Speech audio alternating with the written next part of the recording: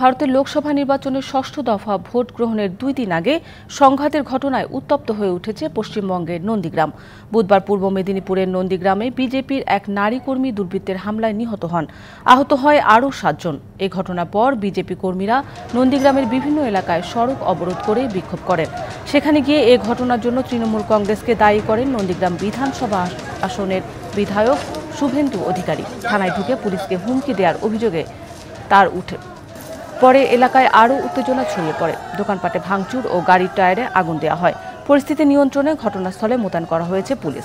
এ ঘটনায় বেশ কয়েকজনকে আটক করা হয়েছে। নন্দীগ্রাম বিধানসভা আসনটি তমলুক আসনের আওতায় পড়েছে। 2021 সালে বিধানসভা নির্বাচনে বিজেপির ঘাঁটি এই আসনে তৃণমূল কংগ্রেস নেত্রী ও পশ্চিমবঙ্গের মুখ্যমন্ত্রী মমতা বন্দ্যোপাধ্যায়কে পরাজিত করেন বিজেপির শুভেন্দু অধিকারী।